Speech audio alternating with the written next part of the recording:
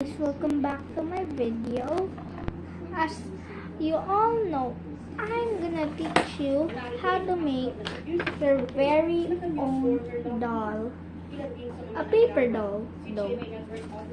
So first you need to draw it. Like mine. I'm gonna little bit show you so you can copy it or you can stop it. And then you color it with like acrylic marker. Then we're gonna color it on the eyes. So let's go do it.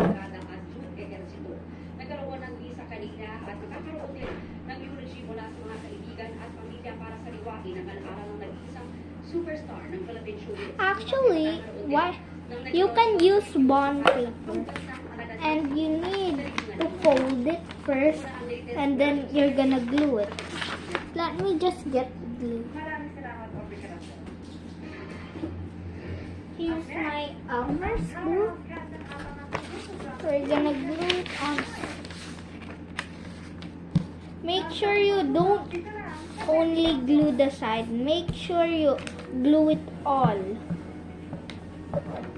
Not just only the side.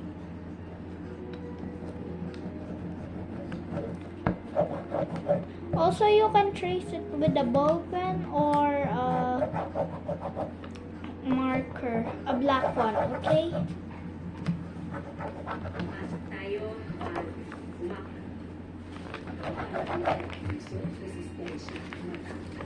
Then you stick it. There, I stick it. Then, get your scissors. Ask your grown-ups for help, but me, I know how to use scissors.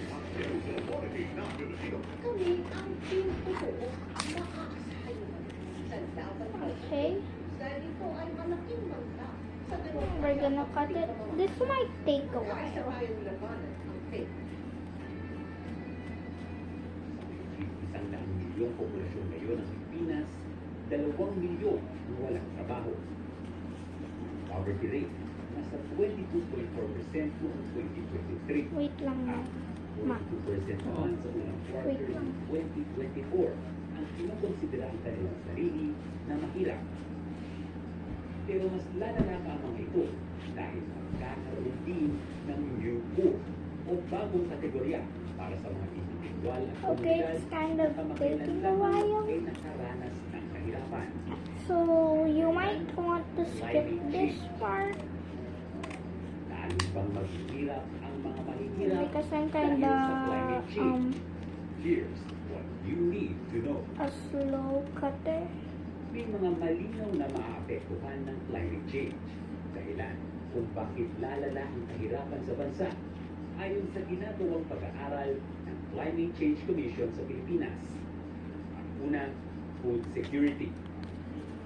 Dahil ang Pilipinas ay binubuo ng higit 7,000 isla at dito nakadepende ang kabuhayan ng 70 milyong Pilipino.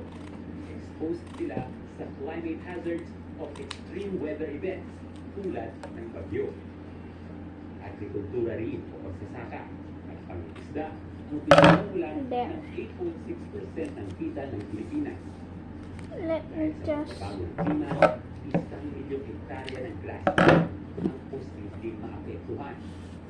Ayon sa International Rice Research Institute, maaaring bumaba ng 10% ang ani sa kada 1 degree Celsius na pagtaas ng temperatura. Okay, and then you trace the body on your excess paper because you're gonna make the So pag walang intervention ang ating food security ay maapektuhan. It's The estimated clothes. that by 2030, if we don't do anything, if we don't intervene, don't talukan, ang magiging impact nito ay 7.6% ng ating GDP by 2030. So halagang around 1.4 trillion pesos ng GDP ang maaari mawala. So when it comes to economics ng ito, malaki ang potential na mawawala sa siya. Secretary Robert Borge, Vice Chairperson at Executive Director ng Climate Change Commission.